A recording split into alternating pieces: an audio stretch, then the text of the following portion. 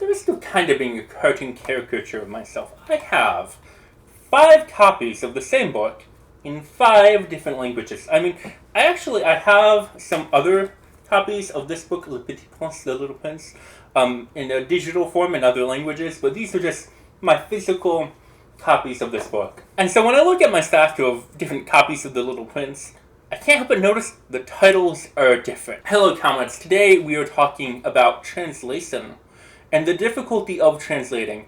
And we're going to talk about translating the title of The Little Prince and a little bit more about some kind of more subtle grammatical aspects of language and translation, because I think a lot gets lost in the conversation about translation as a kind of artistic form, as something that is difficult and that's really kind of imperfect a lot of the time. I think when people talk about translation and the difficulty of translating, they talk about untranslatable words, and they have this idea that there are these kind of lofty conceptual ideas that might be very closely related to the culture that simply don't have a good translation. There are some examples of this. You'll see like lists where a lot of times there'll be something like sobremesa, which is like the period of time you have talking after a meal over the table in Spanish, or saudade in Portuguese, which is like a deep feeling of yearning. Or a lot of times with something like English, a lot of times words will get loaned in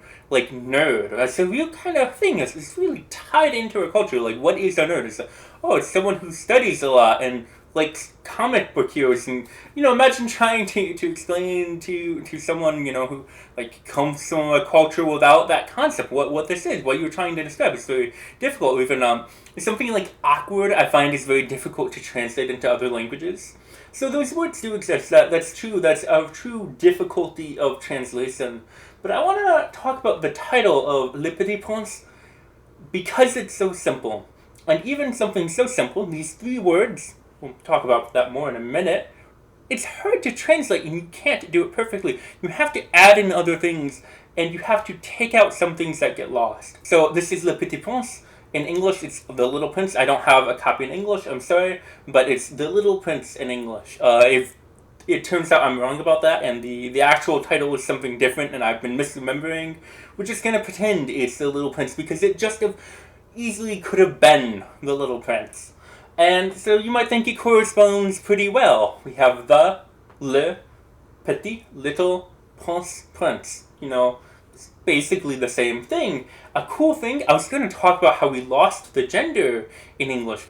Because in French all the words are gendered. That's actually a concept that's very difficult for English speakers. But we do this weird thing in English where occasionally we'll have word pairs that change gender to reflect kind of the natural gender of the thing we're talking about. In this case, it's prince. Prince changes its gender. We have prince for men and princess for women. And so it's not really the same kind of grammatical construct because it is directly tied to like the gender of a person, but it does like correlate to like the pronouns you should be using. So I think it is in the same category of general funky language genderedness. So you might think it doesn't really change between French and English. But let's look at a more related language, El Principito. And everything I can say about El Principito, I can say about Le Principet in Aragonese as well. You might notice, started off as 3 words, and we're kind of slimming it down to just 2 words. Thinking, what happened? So clearly we have El and Lo, and I don't think it takes a linguistic genius to guess that Lo and El might just be the words for the. Then we have Principito, or Principito, depending on your accent. You might think, oh wow, that's just the prince. So what happened to little? What happens is this ito at the end. It's a suffix, it's a diminutive. It makes things small. Now this exists in French. I'm not like a huge expert in French. I can read French. I can hold a conversation in French. I could probably teach you basic French if you so wished. But I can't tell you the exact kind of cultural connotations of all of the decisions of whether to use a diminutive or just the adjective for little. But I know in Spanish, which I am much better at, it has a very kind of childish connotation. It's very cutesy. But in French, a lot of times it might change the gender of a word. It doesn't do that in Spanish.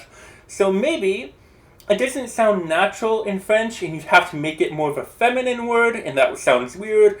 Or I think in general, they just don't use diminutives that much in French. So maybe it was just unnatural.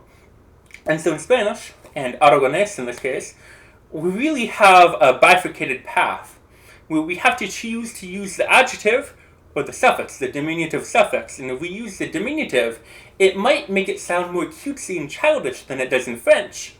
However, that might be kind of the intended connotation in French, and if we use the adjective, we might be making it sound overly neutral in a way that goes against the heart of the original content. So let's go back to one of the translations that has 3 words. This is the German translation, Der kleine Prinz.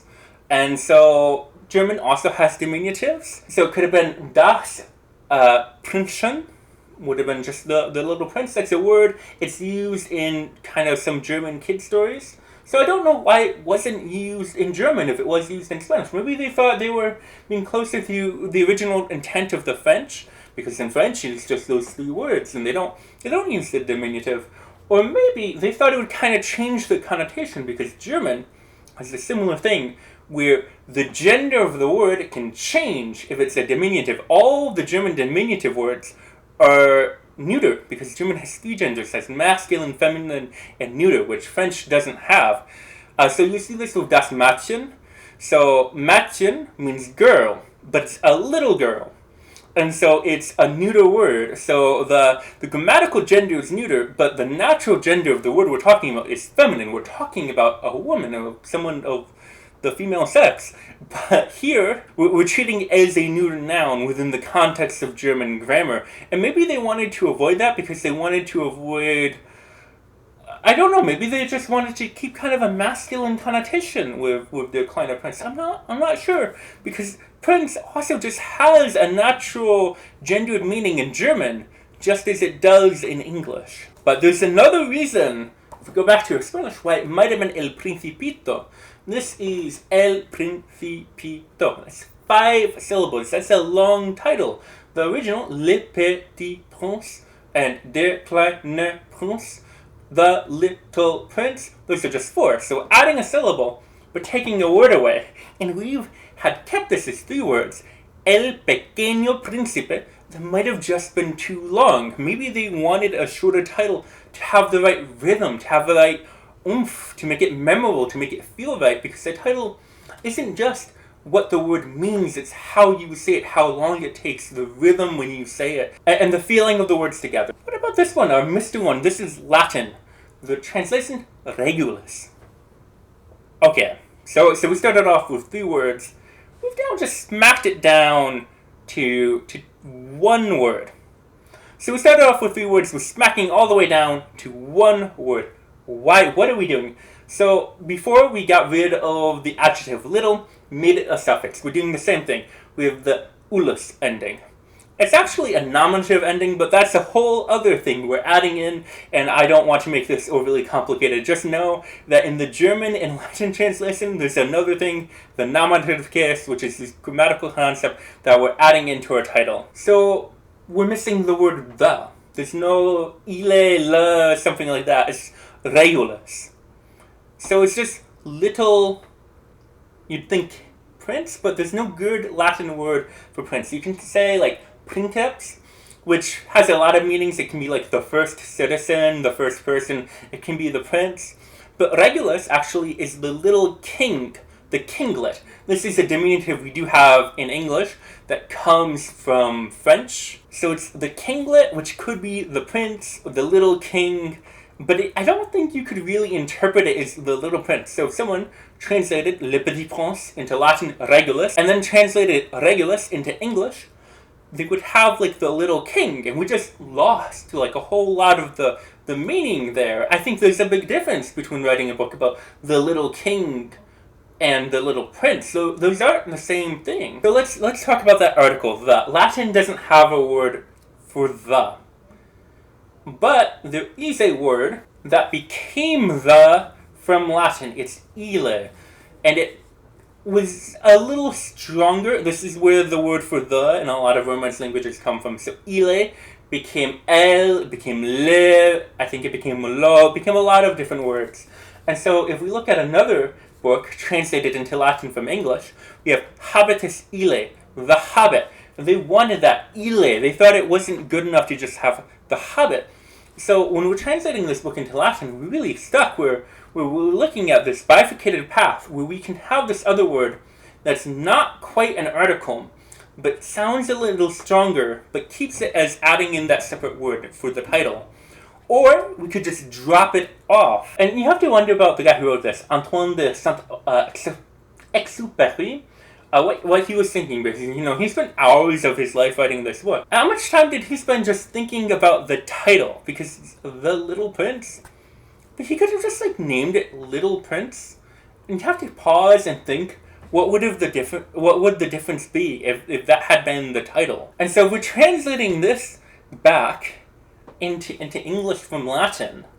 You have to wonder, are we going to translate it as Little King or The Little King? Do we add in a definite article into our English translation? The other fun thing about Latin is this looks like a normal book. It has Arab numerals, there's spaces, so you can see punctuation, so there's no dialogue in this page, but the dialogue is marked with M dashes, there are periods, there are question marks. Basic modern punctuation conventions. They didn't have that for the majority of classical Latin. So we're kind of modernizing the language a bit, where we're kind of ignoring how they spoke. They didn't even have spaces between the words, and we're adding that in, we're modernizing it.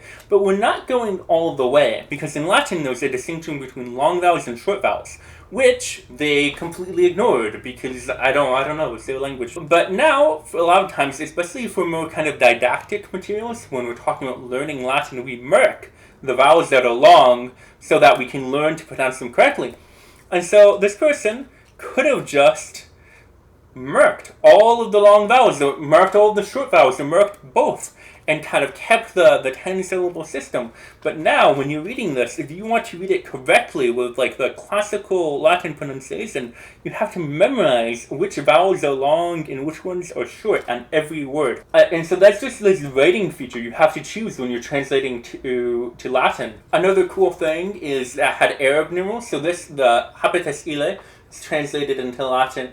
It has Roman numerals for the page numbers, so instead of 120, it has CXX. But going back a little bit to Le Petit Prince, and if we just think about translating this book into English for a second, we also have to think about gender, again.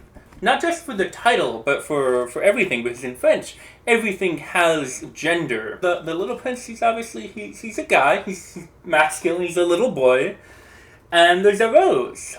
And the rose is a woman, a girl, or something.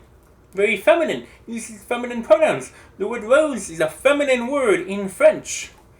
And in English, we have to make a choice. We're standing at this bifurcated path where we can use she, which makes it sound more anthropomorphic and more feminine than it does in French, or we can use it, which makes it sound more genderless and kind of objectified than it does in French. There's no option that just correctly preserves the French gender, the French grammar.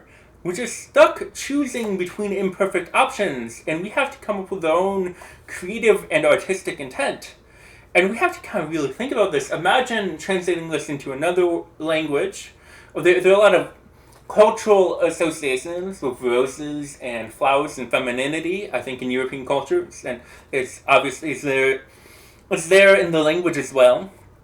But you have to wonder what it would have been like if we were translating this into another language where rose was masculine or neuter. I think masculine. Would this book have changed? Would we then imagine the rose as a man, as we imagine the rose as a woman now?